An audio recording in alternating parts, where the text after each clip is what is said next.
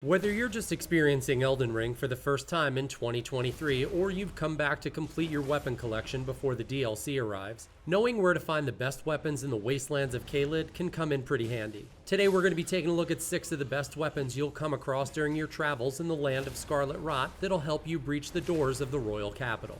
If you enjoy the content on the channel, dropping a like really helps out, and for more videos like this, you can click the subscribe button as well. So let's get ready to turn a giant gargoyle into dust, tell Melina it's time to get on the express elevator to hell, and get after it.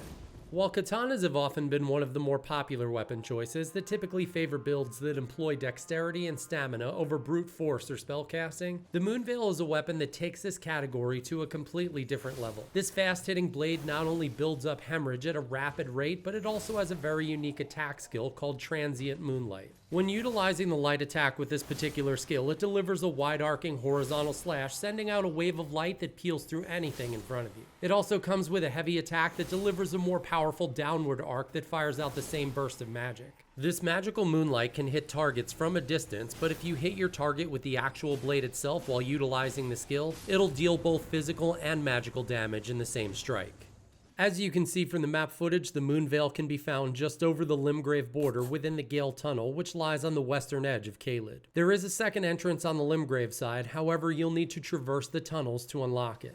It may be a little difficult to find at first, but if you look for a spot on the map where the terrain features line up, you'll notice a few guards roaming the area on both the outside and on the inside of the tunnel entrance. After dealing with the guards and doing a little parkour to get to the ground floor, you should be all set to clear the tunnel to the boss's location in the deepest part of the dungeon. This close quarter scenario may be fairly difficult if you aren't prepared for it, since this particular boss employs a magma breath weapon that leaves some flaming puddles on the ground that are a little too hot to handle. This scaly beast is weak to strike and pierce damage, and like most targets, will take more damage when striking at its head. After playing a game of the floor is lava with a worm that was once human, you'll be rewarded the Moonveil for this worthy accomplishment.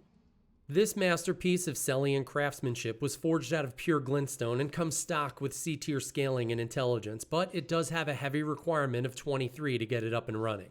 Like all katanas, it also comes complete with a fairly high hemorrhage buildup, so if you're partial to spellcasting but like to do a little wet work now and again, the Moonveil is a solid choice.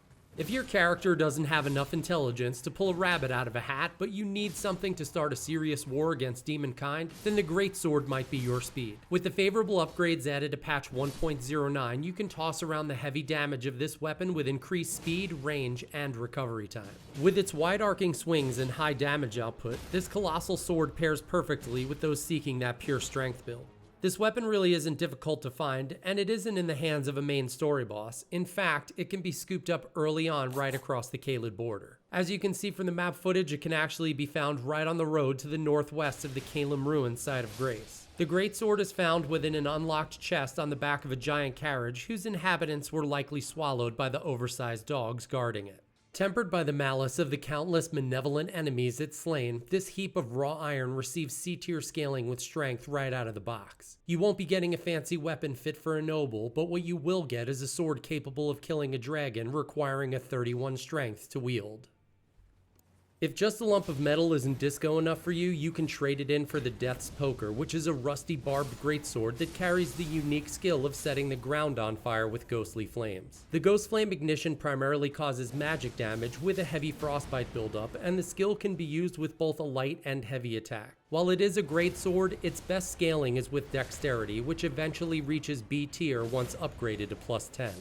As you can see from the map footage, this weapon can be located near the southern Aeonia Swampbank side of Grace. The one problem you'll face is that the Death's Poker rests in the hands of a Deathrite bird mini-boss that mostly comes out at night. Mostly. If you just want to cheese the sword away from this baby-headed bird, you can actually pass time until nightfall and ride a short distance from the Church of Plague. If you hop on Torrent and head south, you'll eventually reach an overwatch position where you can take aim and bring your target down at range. After jumping Torrent up to high ground, you can dismount and start firing at will. Just make sure you have enough ammo to get the job done. Your other option is to take the fight to ground, which may be challenging since the bird is wielding the Death's Poker and might ruin your day with its high mobility and jumping attacks. Once the fight's won, you'll receive the Death's Poker for your troubles, which is worth it in the long run. The saying never judge a book by its cover really hits the mark in this instance. Scaling primarily with strength, dexterity, and intelligence, this weapon makes for some interesting DPS builds. The damage of the Ghost Flames only scales with intelligence, but can also be boosted by items like the Snow Witch Hat that adds 10% to all frost damage. What is arguably one of the most powerful caster tools you can have if you've put all your eggs into the intel basket early on is the Meteorite Staff when paired with the Rock Sling. If you need some sick knockdown power as a magic user, this is one of the best weapons to deal a metric ton of damage from the comfort of your saddle. The staff can't be upgraded in any way, but with S tier scaling from Jump Street, you really don't need it.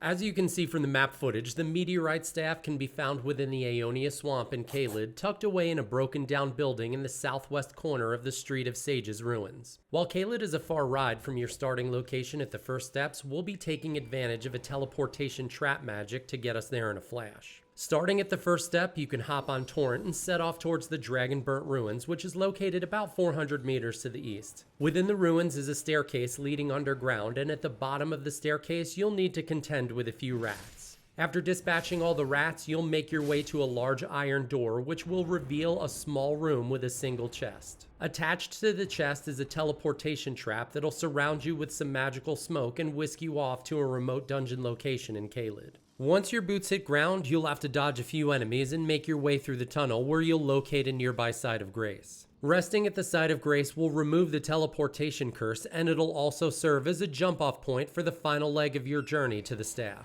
After exiting the tunnel, you can hop on Torrent and speed off to the south for about 500 meters where you'll come across the Street of Sages ruins that's sunk into a large lake of scarlet rot. It is important to note that while mounted on Torrent, you can safely traverse the lake without incurring any rot buildup. In the southwest corner, you'll come across a broken down tower with a few hostile plants inside, and once you finish landscaping, you can pick up the staff from an unfortunate soul that didn't quite make it through the window in time. Crafted from ancient wood and infused with purple glintstone from a fallen meteorite, this staff comes stock with S-tier scaling and intelligence and boosts the power of gravity sorceries by 30%. In addition, it can also be held in the offhand if you want to use a better staff but still keep the 30% damage boost. If staffs and spirit fingers aren't your thing, but you want a sword that throws out some holy damage, the Gargoyles Black Blade is likely what you're looking for. And it makes a great placeholder early on for Malekith's Black Blade if that's what you have your sights set on. This great sword houses the skill Corpse Wax Cutter, which carries with it a fair amount of holy damage. This skill can be increased by stacking the Holy Shrouded Crack tier and the Sacred Scorpion Charm. Along with the reduction to FP cost and the motion speed that was increased back in patch 1.07, it's also received all the favorable additions that come along with the greatsword buffs in patch 1.09. As you can see from the map footage, we'll be heading to the Bestial Sanctum, which is located in Grail's Dragon Barrow in the northeastern portion of Caelid. It can also be reached early on by taking a well-hidden teleporter behind the Third Church of Marika in Limgrave. Grabbing this blade isn't rocket science, but it isn't easy either, and depending on where you're at in your journey, this fight's likely to cause some sweat buildup on your controller. The Blackblade Kindred, who's the massive stone guardian that stands watch over the sanctum, is not only immune to every status effect under the sun, but it also holds high resistances to all damage types except for strike damage. Sadly, this boss does have the capacity to one-shot you since its physical damage output is extremely high. If you need a bit of an edge, you can always fill your pockets with some freshly boiled prawns, which after consumed provide a decent boost to your physical defense. After landing the final blow, you can not only pick up the Black Blade, but the Gargoyle's Black Halberd as well. Partially coated in black corpse wax and carried by those who serve Malekith, the Black Blade scales primarily with faith, strength, and dexterity. This greatsword ranks right up there in the top percentile based on damage per swing, and if you're looking for a future build that involves the mighty blasphemous blade, then this sword is definitely a great prelude to it.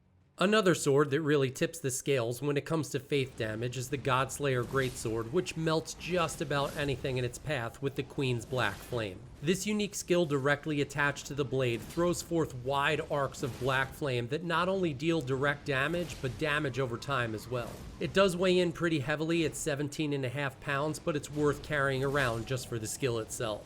As you can see from the map footage, the Godslayer Greatsword can be located on the ground floor of the Divine Tower of Caelid, which is situated in central Dragon Barrow on the northern border. You can catch sight of it on the horizon when traveling from the Dragon Barrow west side of Grace. However, it isn't just as simple as opening a door and fighting your way inside.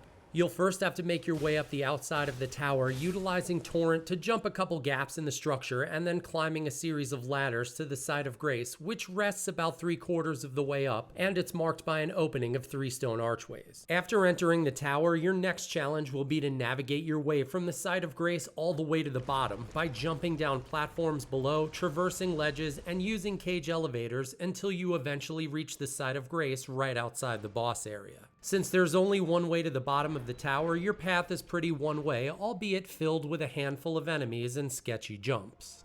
The Godskin Apostle is a pretty tough fight if you aren't well prepared for it, since he's fairly agile and not only does he cast spells at range, but his quick-hitting Twin Blade will build up hemorrhage pretty quick, which will ruin anyone's day. After bringing him down, you'll find the Godslayer Greatsword in a chest that's located in a small room to the south.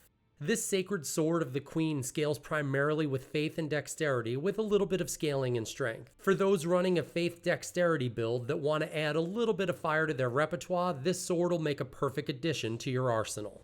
Well folks, it looks like we're coming to the end of another Elden Ring video as we head to Laerna of the Lakes with a fine-toothed comb. We would like to take this time to personally thank you for watching, and if you're new to the channel and enjoy the content, don't forget to like, subscribe, and hit that bell icon so you don't miss out on any new mid-40s gamer content. And if you aren't too busy wondering why adding salt to pineapple makes it taste sweeter, leave us a comment in the comment section and let us know how we're doing. So until next time, just remember, you're 10 times more likely to get bit by a New Yorker than a shark. If you unroll Scotch tape at 3 centimeters per second, you can generate enough x-rays to image a human finger. And as always, good hunting.